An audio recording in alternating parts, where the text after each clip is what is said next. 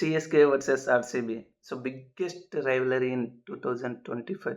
So, ఈ ఐపీఎల్‌లో ఇంతకంటే బిగ్ మ్యాచ్ మనం చూస్తామా?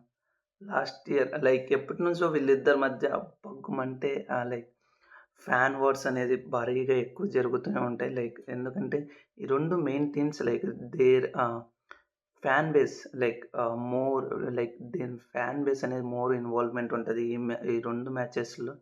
సో, ఎప్పటినుంచో చూస్తే వాళ్ళిద్దరి మధ్య వాళ్ళ ఫ్యాన్స్ మధ్య ఫైట్ ఎప్పుడూ ఉంటది. బట్ లాస్ట్ ఇయర్ అది కాస్త పెరిగిందని చెప్పొచ్చు. సో, లాస్ట్ ఇయర్ చూసుకుంటే లాస్ట్ ఎన్‌కౌంటర్ వీళ్ళిద్దరి మధ్య చూసుకుంటే RCB 12 points play offs match చూద్దాం. సో, అక్కడ ఆర్‌సీబీ 12 పాయింట్స్‌తో ఉంది. వేరాజ్ సీఎస్‌కే 14 పాయింట్స్‌తో ఉంది. సీఎస్‌కే ఏంటి ధోనికి ఫేర్‌వెల్ అనేటట్లు అలా థింక్ చేశారు. సో, వేరాజ్ ఆర్‌సీబీ కంటిన్యూయస్‌గా 5 విన్స్ గెలిచి సిక్స్త్ గెలిచేసి సో, 12 పాయింట్స్ దగ్గరున్నారు. 14 పాయింట్స్ దగ్గరున్నారు. అక్కడ ఆర్‌సీబీ సీఎస్‌కే బ్యాటింగ్ చూసుకుంటే ఎవరు వాళ్ళ కెప్టెన్ రుతురాజ్ గైక్వాడ్ అవుట్ అయిపోవడం, తర్వాత రహానే దగ్గర లిటిల్ బిట్ కాంట్రిబ్యూషన్ అంతా అయిపోయేసరికి లాస్ట్ 2 ఓవర్స్‌కు 35 కావాలి. సో, 35 రన్స్ దగ్గర ఆ ఓవర్‌లో 18 రన్స్ రావడం. నెక్స్ట్ లాస్ట్ ఓవర్ చూసుకుంటే లాస్ట్ ఓవర్‌లో 17 కావాలి. ఆ 17 రన్స్ కొడితే సీఎస్‌కే క్వాలిఫై అయ్యిద్ది. లేదంటే ఆర్‌సీబీ క్వాలిఫై అయ్యిద్ది. ఈ సిట్యుయేషన్‌లో ధోని ఓ భారీ 6 కొట్టాడు. అదే బిగ్గెస్ట్ బ్లండర్ అని కూడా చెప్పొచ్చు. ఎందుకంటే బాల్ అనేది వెట్టుగా ఉన్నది. ఆ వెట్ బాల్ వెళ్ళేసి మళ్ళీ నెక్స్ట్ న్యూ బాల్ వచ్చింది. గ్రిప్ ఉన్న బాల్. సో, అది కూడా స్లాట్‌లో వేశారు. ఎస్‌టేఎల్ బట్ లిటిల్ బిట్ స్లైడ్ అయింది ball. So, little bit straight అయ్యేసరికి ఆ మొమెంటమ్ రాలేదు. సో, లాంగ్ ఆన్‌లో దొరికిపోయాడు. అక్కడ ఇంకా ఆ మ్యాచ్ తర్వాత ఆఫ్‌లైన్ ఫీల్డ్ గాని, అవుట్ సైడ్ ఫ్యాన్ వర్డ్స్ గాని, ఈవెన్ ప్లేయర్స్ కూడా ఇన్వాల్వ్ అయ్యారు. లాస్ట్ ఇయర్ తుషార్ దేశపాండే కూడా ఆర్‌సీబీకి కౌంటర్స్ ఏసేలా ఉన్నాడు.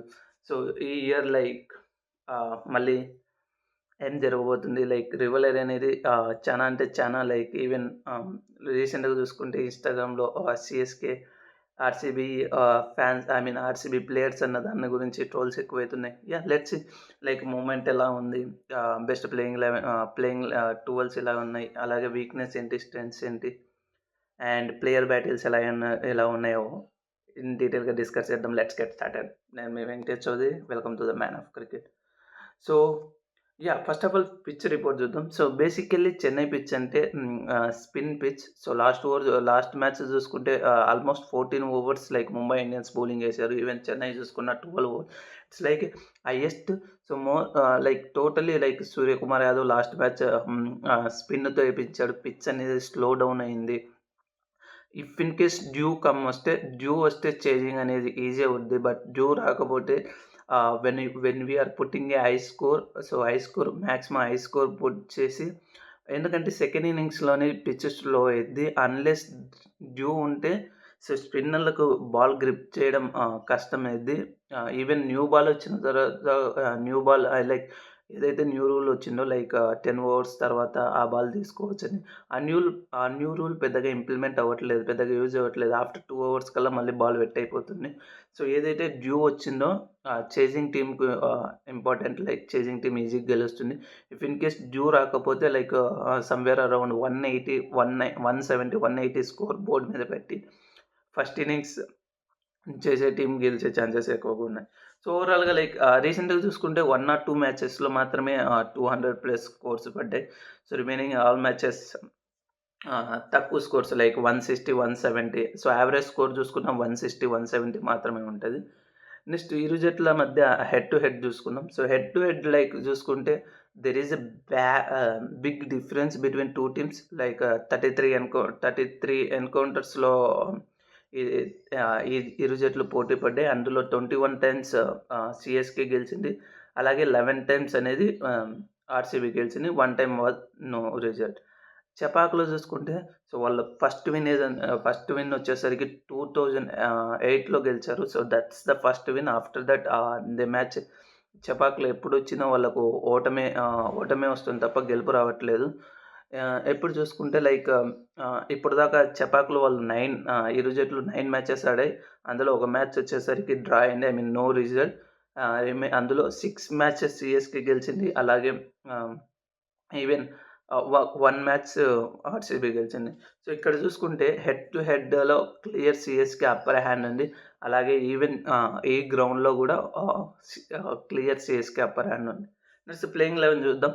సో, ఆర్‌సీబీ ప్లేయింగ్ 11 చూసుకుంటే Virat Kohli, Philip Salt, Patidar, Livingstone, Jitesh Sharma, Tim David, Krunal Pandya, Bhuvneshwar Kumar news వచ్చాయి. భువనేశ్వర్ కుమార్ పెట్టుకున్నాడు. సో, ఈ మ్యాచ్ అవైలబుల్‌గా ఉంటాడు. So, Bhuvneshwar Kumar, Josh Hazlewood, Yash Dayal and Shreyan Sharma. So, impact ప్లేయర్‌గా ఎయిదర్ రసిక్‌దర్ గాని ఆర్ పట్టిదార్ వీళ్ళిద్దరిలో ఒకరు ఉండొచ్చు. ఎందుకంటే రసిక్‌దర్‌ను గూడా వాళ్ళు ఎందుకు కన్సిడర్ చేస్తారంటే చపాకీ just lowest pitch. So, maybe తన కటర్స్ అలా వర్క్ అయితాయనే పాయింట్ ఆఫ్ వ్యూలో ఆలోచించి తను ప్లేయింగ్ లెవెల్‌లో ఇన్కార్పొరేట్ చేయొచ్చు.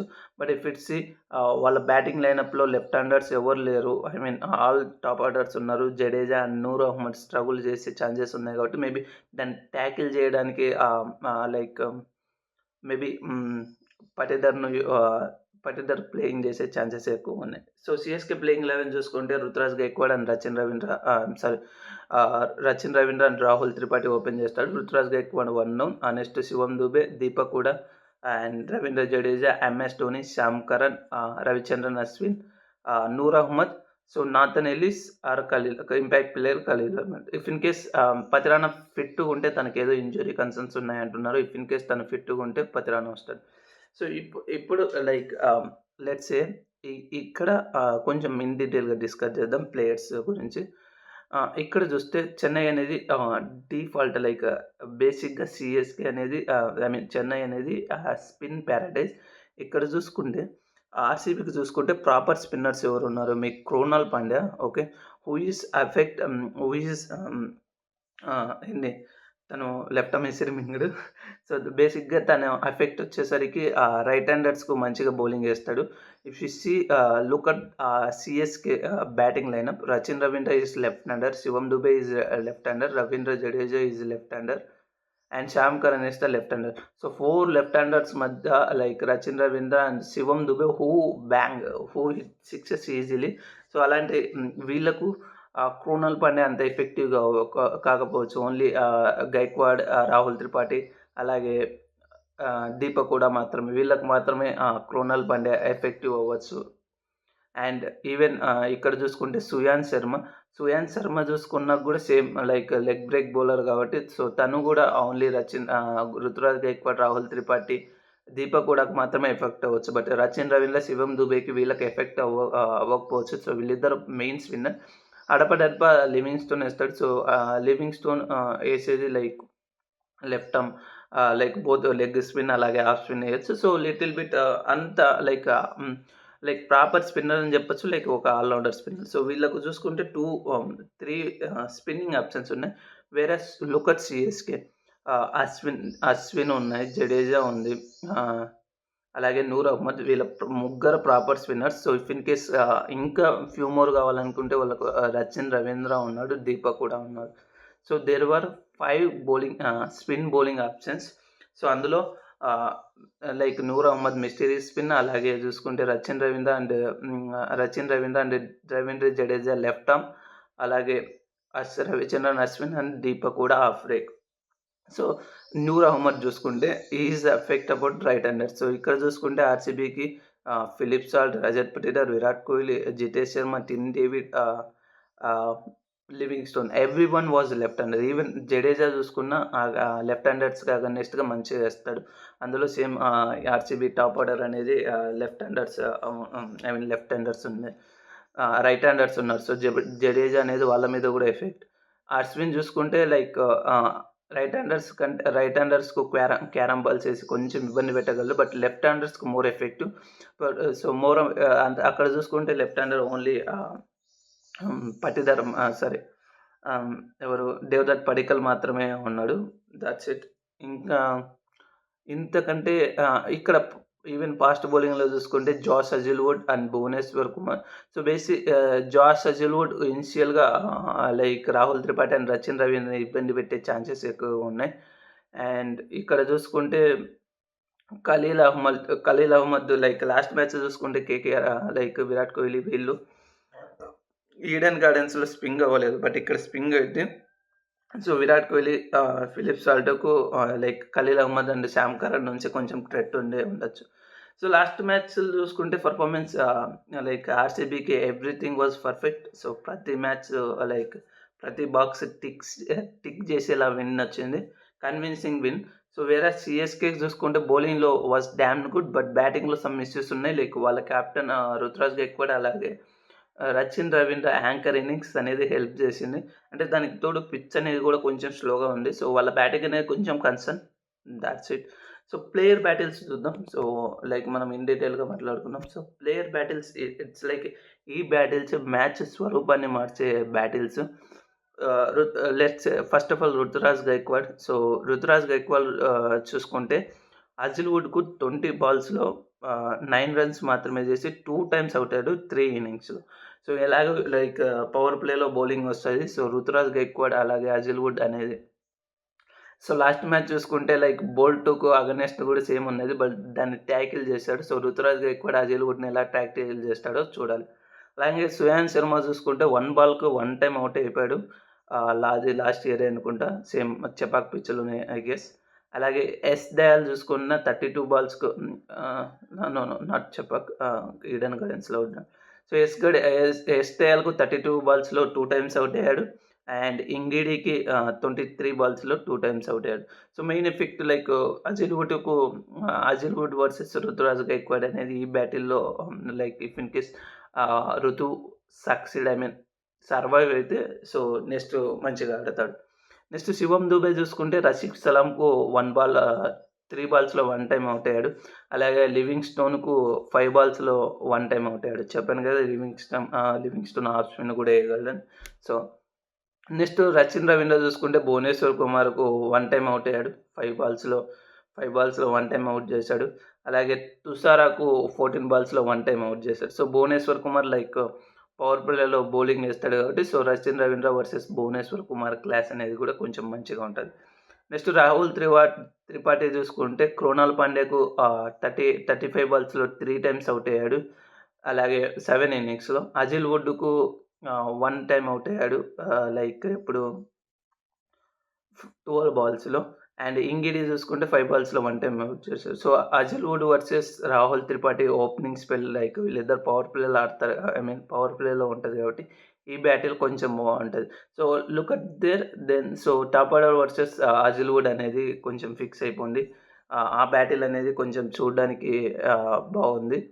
నెక్స్ట్ చూసుకుంటే రవీంద్ర జడేజా చూసుకుంటే క్రోనాల్ పాండ్యాకు 2 టైమ్స్ అవుట్ అయ్యాడు 27 బాల్స్‌లో. అలాగే భువనేశ్వర్ కుమార్‌కు 43 బాల్స్‌లో 1 టైమ్ అది ఇగ్నోర్ చేయండి. ఈవెన్ జాష్ హజిల్‌వుడ్‌కు 34 బాల్స్‌లో 1 టైమ్ అది ఇగ్నోర్ చేయండి. రొమారో సెఫర్డ్‌కు 6 బాల్‌కు 1 వికెట్ అది ఇగ్నోర్ చేయండి. లివింగ్‌స్టోన్ చూసుకుంటే 12 బాల్స్‌కు 1 time. So Jadeja like middle ఆర్డర్‌లో వస్తాడు కాబట్టి so Krunal Pandya and Livingstone కొంచెం స్ట్రగుల్ చేసే ఛాన్సెస్ ఎక్కువగా ఉన్నాయి. నెక్స్ట్ చూసుకుంటే ఎంఎస్ ధోని. సో జాస్ హజిల్‌వుడ్‌కు 16 బాల్స్‌లో 1 టైమ్ అవుట్ అయ్యాడు. ఎస్‌టైఎల్‌కు 6 బాల్స్‌లో 1 టైమ్ అవుట్ అయ్యాడు. ఇంగిడికి 16 బాల్స్‌లో 1 టైమ్ అవుట్ అయ్యాడు. So George Hazlewood versus MS Dhoni and ఎస్‌టైఎల్ అనేది ఈ బ్యాటిల్ ఇంపార్టెంట్. ఎందుకంటే డెత్‌లో ఎంఎస్ బ్యాటింగ్‌కి వచ్చినప్పుడు వీళ్ళు మాత్రమే బౌలింగ్ వేస్తారు. నెక్స్ట్ చూసుకుంటే ఫిల్ సాల్ట్ వర్సెస్ జమ్మీ ఓవర్టన్‌కు 2 బాల్స్‌లో 1 టైమ్ అవుట్ చేశాడు. అలాగే శ్యామ్ కరణ్ చూసుకుంటే 5 టైమ్స్ అవుట్ చేశాడు 73 బాల్స్‌లో. అలాగే శివం దుబే 1 బాల్‌కు 1 టైమ్ అవుట్ చేశాడు. సో ఇందులో బ్యాటింగ్ వచ్చేసరికి maybe Sam Curran versus Salt అనేది ఇంపార్టెంట్ అవ్వచ్చు. ఎందుకంటే సాల్ట్ పవర్ ప్లేలో శ్యామ్ కరణ్ పవర్ ప్లేలో బౌలింగ్ వేస్తాడు కాబట్టి. నెక్స్ట్ చూసుకుంటే Virat Kohli versus CSK bowlers చూసుకుంటే రవీంద్ర జడేజా 145 బాల్స్‌లో 3 టైమ్స్ అవుట్ చేశాడు. ఇగ్నోర్. రవిచంద్రన్ అశ్విన్ 147లో 1 టైమ్ అవుట్ చేశాడు. ఇగ్నోర్. కంఫర్టబుల్‌గా ఆడుతున్నాడు. ఎలీస్ 29 బాల్స్‌లో 2 టైమ్స్ అవుట్ చేశాడు. This one is key battle. Khaleel Ahmed 20 బాల్స్‌లో 1 టైమ్ అవుట్ చేశాడు. ఓకే. అండ్ శ్రేయస్ గోపాల్ 39 బాల్స్‌లో 3 టైమ్స్ అవుట్ చేశారు. అలాగే